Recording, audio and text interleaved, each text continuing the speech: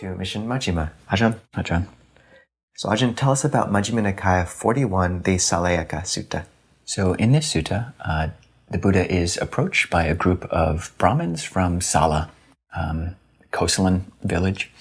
And these brahmins come and ask, why is it that some people at the breakup of the body after death reappear in hell? And why is it that others at the breakup of the body after death reappear in heaven? A very matter-of-fact question, which the Buddha answers very matter-of-factly in both ways. It says it's because of unrighteous conduct which is not in line with the Dhamma, and conduct which is out of tune leads to rebirth in hell, and conduct which is in line with the Dhamma, which is righteous, conduct which is in tune leads to rebirth in heaven. And then he outlines that. He says that in brief, and then the Sāleyyakans, they ask, what do you mean? Could you please elaborate? And the Buddha then gives what are called the 10 kusala kammapatas, the 10 paths of wholesomeness, 3 of which are wholesomeness and unwholesomeness. The unwholesome lead to hell, and then the wholesome lead to heavenly states. So the 3 with regards to body, 4 with regards to speech, and 3 with regards to mind. The 3 with regards to body are killing, stealing, and sexual misconduct. These lead to hell.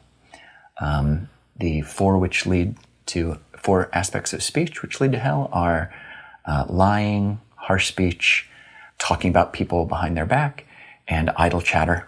And the 3 mental aspects which lead to hellish states are covetousness, ill will, and wrong view. And the opposites of those lead to heaven, i.e., refraining from killing, refraining from stealing, refraining from sexual misconduct, from lying, from harsh speech, from malicious tale-bearing, from idle chatter, from covetousness, from ill will, and having right view. And the Buddha says that these things lead to heaven. And then he goes and elaborates what is later called rebirth by aspiration. So someone who practices in these wholesome ways, who has this righteous conduct which is in tune, they might wish, may I be reborn amongst brahmins or amongst nobles, even amongst gods of different levels. And the Buddha goes up this hierarchy of the heavenly realms. If one is practicing righteously, in line with the Dhamma, then they can be reborn in that way. So, yeah, very clear sutta about what is righteous conduct and what is unrighteous conduct. So, Ajahn, what did you find interesting about this sutta? I think the first term to draw out for me is the Dhammacharya and Samacharya, which charya means sort of conduct, and conduct in line with Dhamma, and harmonious conduct. This word sama means kind of harmony. And in ancient India, out-of-tune intervals were had connotations of evil.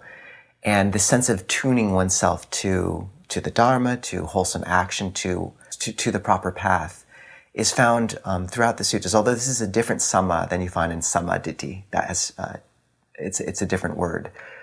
Spelled differently. And but the sense of harmonizing I find really meaningful when we don't have a lot of language always in Buddhism for kind of this intuitive sense for how one aligns with Dharma. But I think a musical alignment is a really powerful way of intuiting what it feels like when you do align with a dharmic path, with what's meaningful, when you walk in line with Dhamma. So this term Dhammacharya, Samacharya, I find important to come back to and to really make much of as we progress and sort of develop an ear for hearing what the dharmic path is through a situation.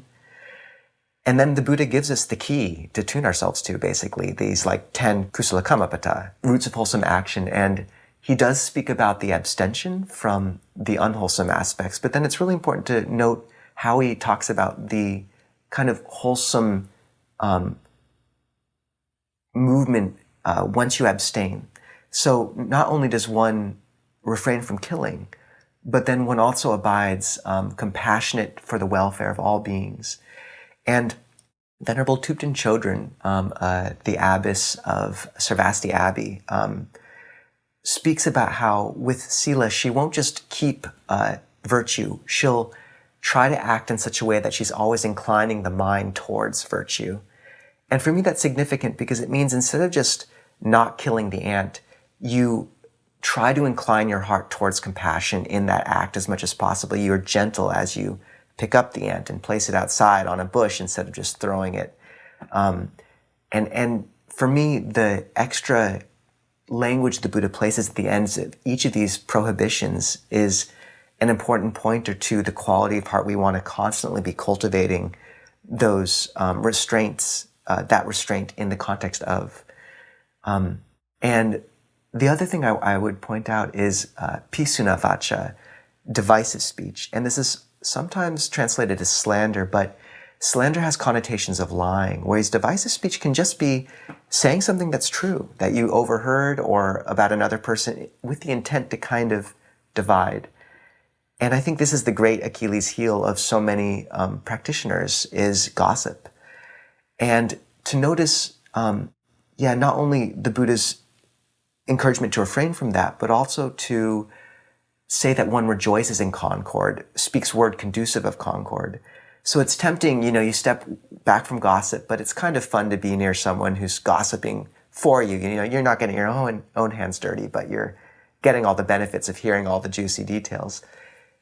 And I think there's a place in practice where you take the Buddha seriously in this encouragement, and actually can you sort of counter, can you put a counter position to what the other person's putting out, saying, actually, this person has a lot of lovely qualities. Like, can you actually wade into those waters a little bit and speak words conducive of concord and not just completely go along with the flow of gossip, even in silence?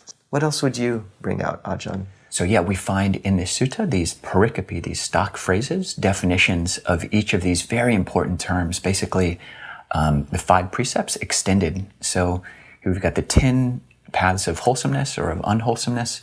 And usually at monasteries, we, in the Thai tradition, we chant the 5 precepts. People will take those on. So refraining from killing, stealing, sexual misconduct, which are the same here as the first 3, and then lying and refraining from intoxicants.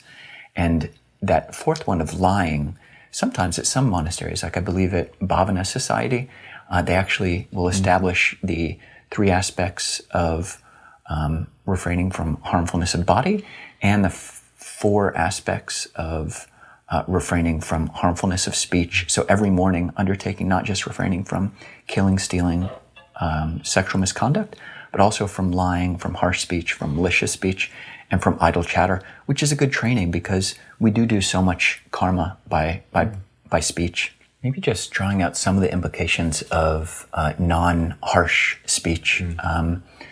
One speaks words which are soothing to the ear, affectionate, that go to the heart, that are polite, appealing, and pleasing to people at large. A nice acronym for those positive ones is gentler. So one speaks words which are guiltless, don't lead to guilt, which are euphonious, i.e. literally pleasing to the ears, which are nurturing, which are touching of the heart, literally going to the heart, lovingly polite, which are endearing, and which are reputable. So gentler. And it's good to pay attention to these because oftentimes when you speak, if you feel some kind of pang of regret, of guilt at what you said, it's not because you lied. It's perhaps because you spoke harshly. In that one of the aspects of harsh speech is that one speaks words bordering on anger, koda samanta. And it's not that the exact literal words that we said are bad, but it's that the tone was bad. We were being passive aggressive. And did we speak words which go to the heart, hadayangama? Are we speaking words which are polite, which are bahujana sukhaya, words which are pleasing to the many? Yeah, these are just interesting aspects to pay attention to. Yeah, and anything else to draw out, Ajahn, for you? Just briefly, that aspect of wrong view. I don't think the Buddha is saying if anyone holds a sliver of wrong view, they're bound for hell necessarily. Each of these, I think the Buddha is saying these are causes for rebirth in these various places, and you can look at that in your daily lives. If you keep these precepts, your mind state is also heavenly or hellish. But he's saying these are conditions for kind of each of those types of rebirth. Although he also says in other suttas that one's rebirth is dependent on many, many factors. So just to say it's not a cut and dry kind of decision if one holds any sliver of wrong view or these other things. But that what the Buddha points out often with wrong view and right view is the efficacy of karma. If you go through the 10 aspects of right view, which we've done and will do again, they have to do with really essentially my actions matter and I take them seriously as conditioners of my future. And I think that's why it's singled out as so significant, is that if you don't believe that deep down, then things can get very messy very fast. Ajahn, what's the word of the week? The word of the week is charika. Charika, from the root char, which means to move, to go about. Same as charya, or conduct. And charika is, in Sri Lanka, the word that they use for what we call in Thailand, tudong. So at the beginning of this sutta, and the beginning of the next, and beginning of Mini, we see the Buddha and his entourage walking on charika, walking on walkabout, on a pilgrimage, for lack of a better word. Which is how we first became super brothers. That's true. Charika. Walking together in California. Ajahn. We'll see you all in a few minutes for the Zoom, and otherwise next week for Majjhima Nikaya 42. All right.